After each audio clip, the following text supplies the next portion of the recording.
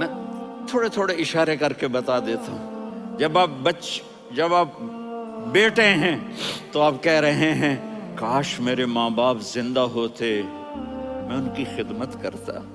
پھر فرمایا اور نہیں تو میری ماں تو ہوتی. چونکہ ماں کو دیکھا ہے نا، باپ کو دیکھا نہیں ہے، تو فرمایا کاش میری ماں زندہ ہوتی اور میں عشاء کی نماز کے لیے مصلی پہ کھڑے ہو کے الحمدللہ رب العالمین پڑھ رہا ہوتا، اور ادھر سے میری ماں مجھے بلاتی محمد، تو میں نماز توڑ کے کہتا جی اماں جان میں آ رہا ہوں، نماز پھر پڑھا دوں گا. اپنے والدین کی عزت کرو. یہاں کا بڑھاپا بڑا خوفناک ہے کہ اولادیں چھوڑ جاتی ہیں اور ماں باپ ٹوائلٹ جانے سے بھی عاجز ہوتے ہیں.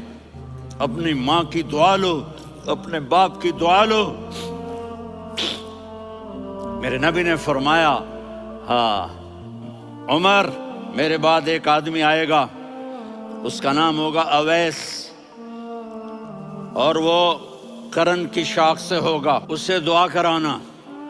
علی آپ بھی، عمر آپ بھی. یا رسول اللہ کس لیے؟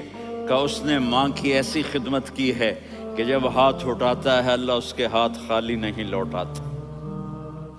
حضرت عمر رضی اللہ تعالی عنہ نے حج کے موسم پر سارے حاجی کھڑے کر لیے، کہا بھائی یمن والے کھڑے رہو باقی بیٹھ جاؤ.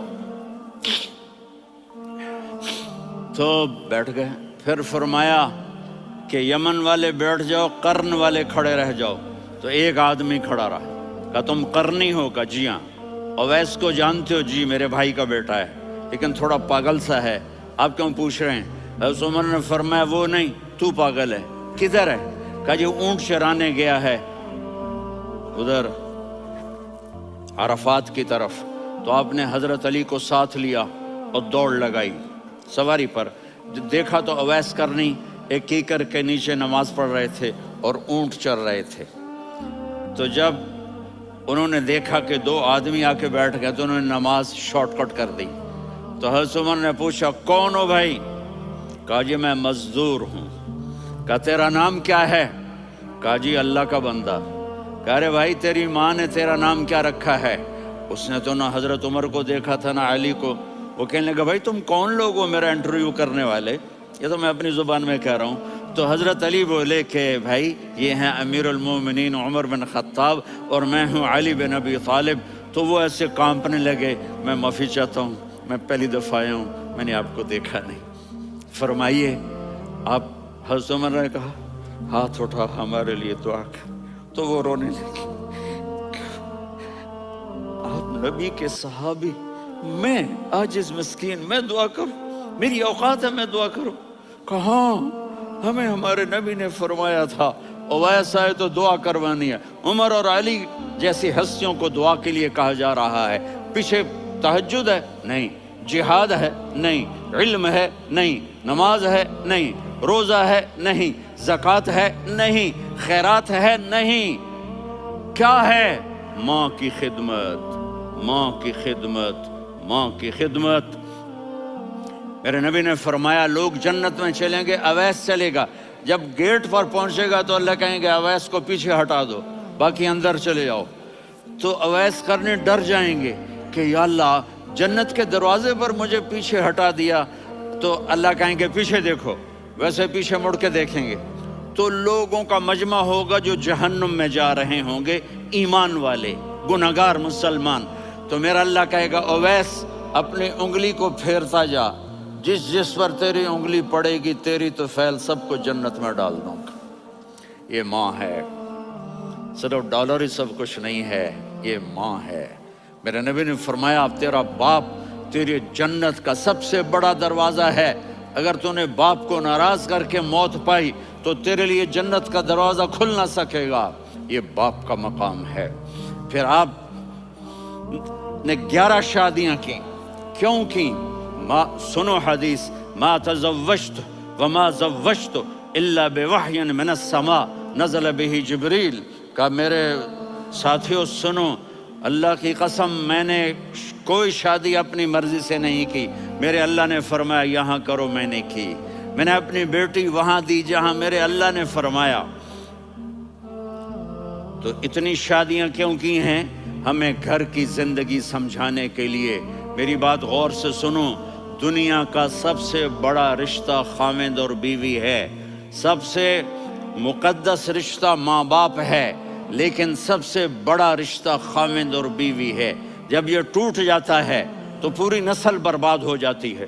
اس لیے آپ نے زندگی گزار کے دکھائی۔ آپ گھر میں جھاڑو دے رہے ہیں، آپ آٹا گوندھ رہے ہیں، آپ حضرت عائشہ کو لقمے بنا کے کھلا رہے ہیں، اور حضرت عائشہ کی دلداری کے لیے فرما رہے ہیں، عائشہ سننا حدیث طبرانی کی، عائشہ انہو لیہون علی الموت ان اریتک زوجتی فی الجنہ۔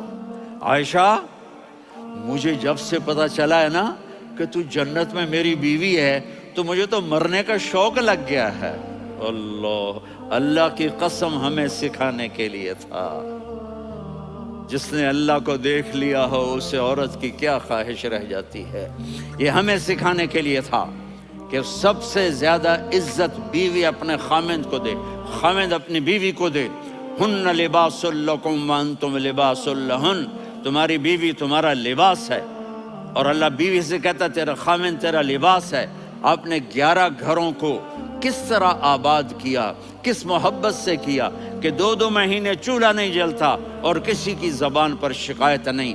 یہ حسن سلوک، یہ محبت۔ حضرت عائشہ کی عمر تھوڑی تھی، جہاد کے سفر سے واپسی ہو رہی، تو آپ نے صحابہ سے کہا بھائی چلے جاؤ سارے آگے چلے گئے، تو صرف آپ دونوں رہ گئے۔ تو آپ نے کہا عائشہ دوڑ لگائیں۔ سبحان اللہ، حضرت اما عائشہ نے نہیں کہا، میرے نے عائشہ دوڑ لگائیں، میں کہا جی لگائیں۔ تو کہنے لگے ہمیں دوڑ لگائی، تو کہنے لگے میں آگے نکل گئی آپ پیچھے رہ گئے۔ چند سال گزرے تو پھر ہم جہاد کے سفر سے آ رہے تھے، تو آپ نے کہا صحابہ سے جاؤ بھی چلے جاؤ آگے آگے آگے آگے، وہ غائب ہو گئے۔ پھر آپ نے کہا عائشہ دوڑ لگائیں، تو میں نے کہا جی لگائیں۔ کون دنوں ذرا میں موٹی ہو گئی تھی، تو جب دوڑ لگی تو میرے نبی آگے نکل گئے، میں پیچھے رہ گئی۔ تو ہم نے کہا ہاذہ بتلک، عائشہ تو میں اب برابر ہو گئے، ایک دوڑ تم نے جیتی ایک دوڑ میں نے جیتی۔ یہ ہمیں گھر کی زندگی سکھانے کے لیے تھا کہ گھر میں بیوی کے ساتھ کیسا ہونا چاہیے۔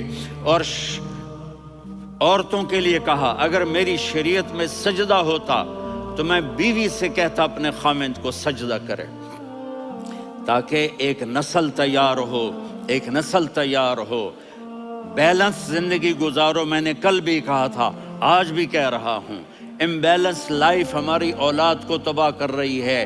میرے پاس پرسوں 30-40 لوگ آ گئے، تو ایک نے کہا جی یہاں ہم اولاد کے بارے میں بڑے پریشان ہیں، کیا کریں، کوئی ہمیں اس کا سلوشن بتائیں۔ میں نے کہا بہت آسان ہے، ماں اپنے بچے کو ٹائم دے۔ نصیحت کی بات نہیں کر رہا ہوں، ٹائم دے۔ میں نے کل آپ کو شکل بنا کے دکھایا تھا کہ میرے نبی حسن حسین کو کمر پہ بٹھا کے کمرے میں چکر لگاتے ہیں۔ اتنے بڑے ہستی، اتنے بڑے نبی، اور بچوں کے لیے وقت نکال رہے ہیں اور ان کو لے کر گھوم رہے ہیں۔ پھر دونوں بھائیوں کو اتار دیتے اور ان کی بہن زینب کو بٹھاتے اور پھر کمرے میں چکر لگاتے، پھر فرماتے تمہارا اونٹ کیسا ہے۔ ایک دفعہ آپ سجدے میں گئے، فرض نماز، فرض، اور سجدہ لمبا، اتنا لمبا ہوا کہ صحابہ سمجھے اللہ کے نبی فوت ہو گئے۔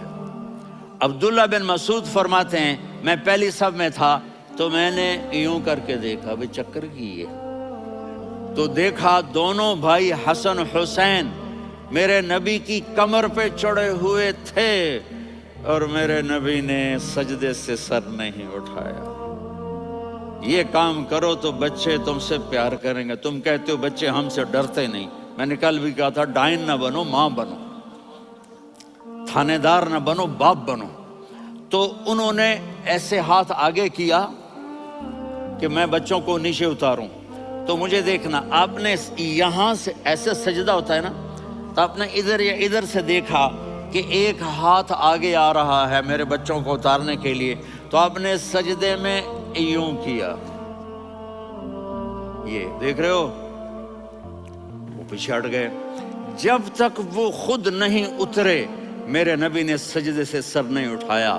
اور جب نماز سے فارغ ہوئے تو ایک دم دونوں کو اپنی گود میں لیا کہ بے ابی ہما و امی لا تؤذوہما، میری جان قربان ہو ان دونوں پر، یہ میرے جگر کے ٹکڑے ہیں، انہیں دکھ نہ پہنچانا. کیا آپ دیکھ رہے تھے ایک زہر میں تڑپ تڑپ کے مارا جائے گا اور ایک کا سر کاٹ کے نیزے پہ چڑھایا جائے گا.